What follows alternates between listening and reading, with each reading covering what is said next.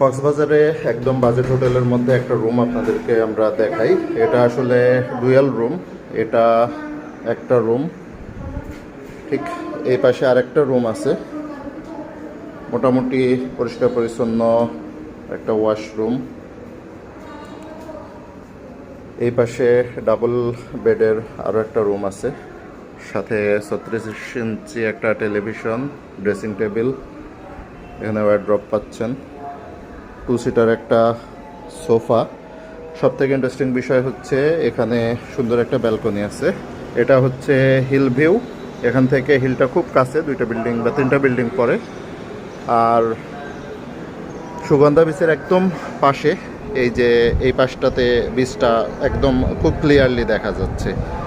পুরা এই হোটেলটার বাজেটটা হচ্ছে 2500 টাকা ফর 2 ডেজ।